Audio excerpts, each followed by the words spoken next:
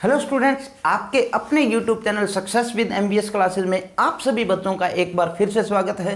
Students, first chapter 10th class का हम कर रहे थे, तो जिसके अंदर अपनी पहली 2 एक्सरसाइज कंप्लीट हो चुकी थी। आज हम करेंगे 1.3 एक्सरसाइज, जिसके अंदर क्या करना है कि ये दिया होगा कि prove that this is an irrational number. कोई भी अपने को नंबर दिया होगा और अपने को ये प्रूव करना होगा कि ये एक इरेशनल नंबर है। लेकिन उससे पहले उससे रिलेटेड जो जो चीज़ें अपने को चाहिए वो हम पहले समझ लेते हैं। तो स्टूडेंट्स, पहली बात तो ये कि रैशनल नंबर क्या होता है वो मैंने आपको फर्स्ट एक्सरसाइज यानी रियल नंबर से रिलेटेड बेसिक इंफॉर्मेशन दी थी ना, उसमें करवाया था। लेकिन नहीं याद है तो कोई दिक्कत नहीं, अब दोबारा हम कर लेंगे। रैशनल नंबर क्या होता है? कोई भी नंबर जिसको हम p/q की फॉर्म में लिख सके, जहां पर q not is equal to 0, यानी नीचे वाला नंबर 0 के इक्वल नहीं होना चाहिए। समझ में आ रही है ना बात? तो उसको हम बोलते हैं रैशनल नंबर। एक चीज याद रखनी है, p और q जो है ना, इनके बीच में कॉमन कुछ भी नहीं होता। ये अपनी नोटबुक के अंदर राइट डाउन कर लेना कि p और q दोनों के बीच में कॉमन कुछ भी नहीं होगा, तो ही हम उसको क्या बोलेंगे? रैशनल नंबर बोलेंगे। कोई दिक्कत नहीं। अब स्टूडेंट, ये तो थी फर्स्ट। सेकंड, ये चीज अभी जो मैं लिखवा रहा हूं, आपकी जो मैथ है ना, उसके अंदर 1.3 थ्योरम दे रखी है। वो है क्या? If a prime number divide the square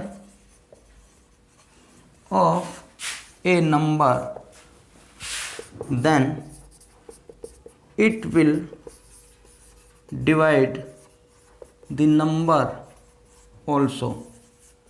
students, क्या बात बोली गई है कि यदि एक प्राइम नंबर डिवाइड करता है स्क्वायर ऑफ ए नंबर, किसी नंबर के स्क्वायर को, अगर कोई प्राइम नंबर किसी नंबर के स्क्वायर को डिवाइड करता है, तो वो नंबर वो नंबर डिवाइड करेगा किसको? उसी नंबर को भी। यानी किसी नंबर के स्क्वायर को डिवाइड करता है ना, तो वो उस नंबर को, किसको? जिसका हम स्क्वायर कर रहे थे, उस नंबर को भी डिवाइड करेगा। फॉर एग्जांपल, टेंशन लेने की जरूरत नहीं है। देखिए, अगर 6 है, 6 के स्क्वायर को कौन डिवाइड करता है? 36 है ना, ठीक है। 6 का स्क्वायर कितना बनेगा? 36। प्राइम नंबर 2, अगर मैं इसको 2 से डिवाइड करूं तो 2 से डिवाइड होता कि नहीं होता? 18। तो ये जो 2 है ना, ये 6 को भी डिवाइड करेगा। बात ये समझ में आ गई ना? कोई भी प्राइम नंबर अगर किसी नंबर के स्क्वायर को डिवाइड करता है, पूरा डिवाइड करता है, तो वो प्राइम नंबर उस नंबर को भी डिवाइड करेगा। ये बात अपने माइंड में अच्छे ढंग से बैठा लो। अब हम जब सम करेंगे तो उसके अंदर यूज होगी ये 1.3 एक्सरसाइज। बिल्कुल आसान है स्टूडेंट्स, बस 1-2 सम ढंग से सीख लेना, सारे के सारे सम आप कंप्लीटली सोल्व कर दोगे। ये किसी को अगर स्क्रीनशॉट लेना है तो ले सकते हो, कोई दिक्कत नहीं है।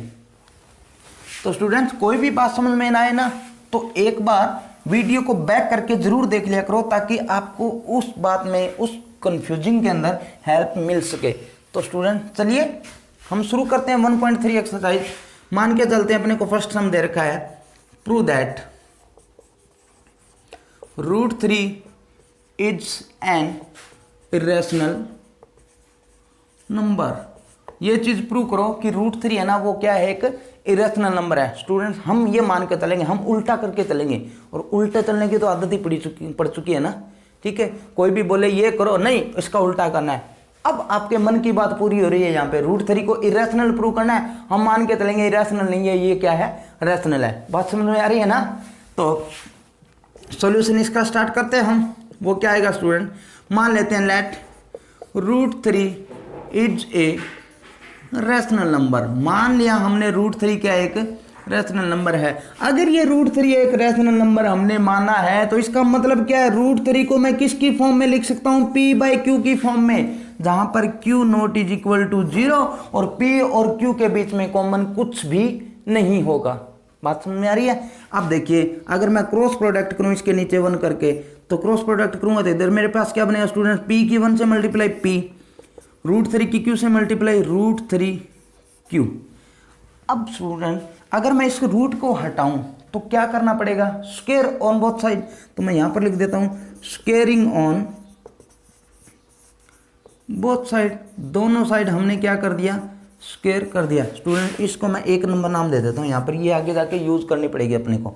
तो इसका स्क्वायर करूँगा तो क्या बनेगा, पी स्क्वायर। इसका स्क्वायर करूँगा तो स्टूडेंट्स अपने पास क्या बनेगा, 3 इंटू क्यू का स्क्वायर। बात समझ में आ रही है, कोई दिक्कत नहीं। अब स्टूडेंट एक चीज देखो, अगर मैं 6 को 2 से डिवाइड कर रहा हूँ तो 2 3 जा 6, इसका मतलब 6 को मैं क्या लिख सकता हूँ, 2 इंटू 3। जहां पर ये 2 है ना, ये तो डिवाइड करने वाला है, डिविजर है, और ये जो अपने पास 3 है, ये अपने पास क्या है, क्वोशंट आया। बात समझ में आ रही है, कोई दिक्कत नहीं है ना। तो ये जो नंबर है, किसी नंबर को मैं डिविजर इंटू में क्वोशंट लिख सकता हूं अगर वो पूरा पूरा डिवाइड होता है, तो यही बात है। तो कोई नंबर है, अगर मैं उसको किसी नंबर, 2 नंबर की मल्टीप्लाई के अंदर लिख दूं, तो इसका मतलब पहले वाले को तो मैं मान सकता हूं कि डिवाइड करने वाला है, और दूसरा मेरे पास का है, क्वोशंट है। बात समझ में आ रही है। और अब देखो, हमने अभी थोड़ी देर पहले 1.3 थ्योरम का जिक्र किया था, उसमें क्या कहा था, किसी नंबर का स्क्वायर, देखो 3 इंटू में कुछ लिख सकते हैं, इसका मतलब ये 3 से डिवाइड होता है तो ही हम 3 इंटू में समथिंग लिख सकते हैं। अरे अगर ये 3 इधर डिवाइड में होता तो इसका मतलब 3 से मैंने पी स्क्वायर को डिवाइड किया तो आंसर क्या आया, क्यू स्क्वायर। यही बात है, तो मैं 3 उधर ही लिख देता हूं। तो अभी हमने 1.3 थ्योरम की थी, उसके अंदर क्या बताया था, किसी नंबर का स्क्वायर अगर किसी प्राइम नंबर से डिवाइड होता है तो वो नंबर भी, यानी अकेला पी भी किससे डिवाइड होगा, 3 से डिवाइड होगा। बात समझ में आ गई। तो यहां पर लिखोगे बाय थ्योरम 1.3 जो मैंने अभी लिखवाई थी वो लिख लेना यहां पर। तो अपने पास क्या आ जाएगा students, P is equal to 3 into में A। स्टूडेंट ये A क्या लिखा है मैंने, स्टूडेंट्स ये लिखा है कि अगर बाय द वे मान लो 36, जैसे 6 के स्क्वायर को मैंने 2 से डिवाइड किया था तो अपने पास क्या बना था, 18। तो हमने क्या लिखा था, 36 को मैं लिख सकता हूं 2 इंटू 18, यही बात है। अब इसका स्क्वायर रूट, यानी 6 को 2 से डिवाइड करूँ तो 2 3 6, यानी अपने पास क्या बन गया, 6 को मैं लिख सकता हूँ 2 गुणा में 3। तो अब एक चीज देखो, यहां पर मैं देखो 36 था तो उसको मैं लिख सकता हूँ 2 गुणा में 18, और 6 है तो लिख सकता हूँ 2 गुणा में 3। इसका मतलब भाग करने वाला तो एक जैसा ही रहेगा, लेकिन जो मेरे पास क्वोशंट यानी भागफल आएगा ना वो बदलेगा। यानी ऊपर 18 था तो बाद में क्या बन गया, 3। बात समझ में आ रही है ना। तो इस तरीके से आपको समझना है कि मेरे पास यहां पे ये क्वोशंट था, भागफल था, क्यू स्क्वायर, यानी पहले 18 था, इसको क्यू स्क्वायर मान लो, तो बाद में जो नंबर है उसको डिवाइड करूंगा तो भागफल तो बदलेगा। तो भागफल मैंने लिख दिया A।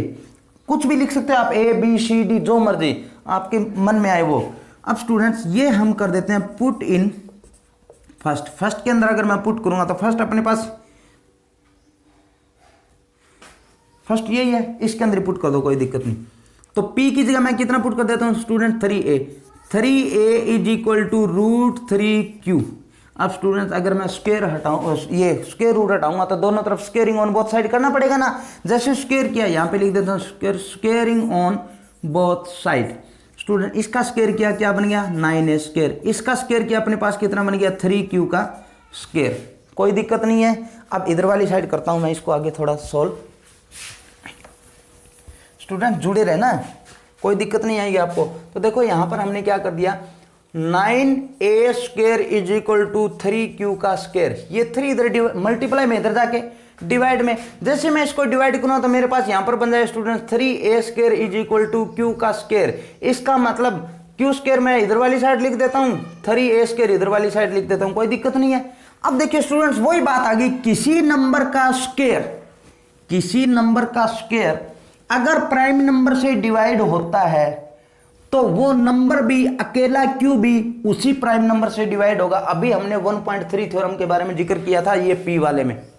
तो स्टूडेंट्स वही लिखोगे यहां पे, बाय थ्योरम 1.3 क्या हो जाएगा, Q इज इक्वल टू 3, भाग करने वाला तो सेम रहेगा अभी जो बताया था, इनटू में जो क्वोशंट यानी जो रिमाइंडर, सॉरी भागफल था वो अपना बदल जाएगा। यहां पे A स्क्वायर था, हमने यहां पर क्या लिख दिया, B।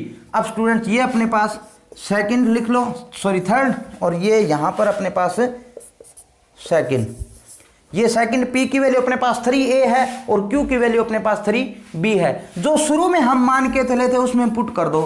तो जैसे मैं ये पुट करूंगा Q की और P की वैल्यू, तो अपने पास देखो क्या बनेगा students, root 3 is equal to, P की जगह तो लिख दिया 3A, Q की जगह लिख दिया 3B। और स्टूडेंट्स कोई भी रैशनल नंबर हो, मान के तो लेते हैं ना रैशनल नंबर को P बाई क्यू की फॉर्म में लिख सकते हैं, बटा में है, ठीक है, फ्रैक्शन में है, उनके बीच में कॉमन कुछ भी नहीं होगा। स्टूडेंट्स यहाँ पे कॉमन क्या दिख रहा है? 3 है ना। इसका मतलब जो हमने सोचा था वो गलत है। कोई दिक्कत? जो हमने सोचा था वो गलत है, तो यहां पर लिखोगे it is not possible, it is not possible, ये पॉसिबल नहीं है। क्यों नहीं है स्टूडेंट्स? ये पॉसिबल डायरेक्ट ऐसे नहीं लिखना, ये पॉसिबल नहीं है, इसलिए पॉसिबल नहीं है क्योंकि हमने पढ़ा है अगर रैशनल नंबर है तो P बाई क्यू की फॉर्म में लिखा जाता है, जहां पर P और Q के बीच में कॉमन कुछ भी नहीं होता, और यहां पे P और Q के बीच में कॉमन कितना है? 3 है, इसलिए ये पॉसिबल नहीं है। इस कारण हम क्या बोल सकते हैं? √3 इज एन इरेशनल नंबर। इसलिए हम बोलेंगे कि √3 जो है वो क्या है? एक इरेशनल नंबर है। बात समझ में आ गई?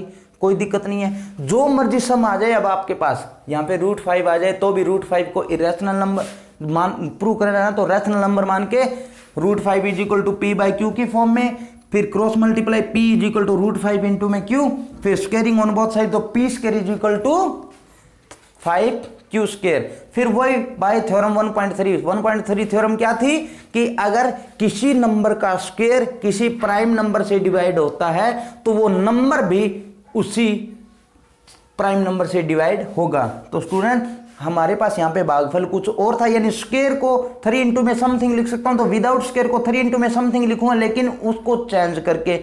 बात समझ में आ गई?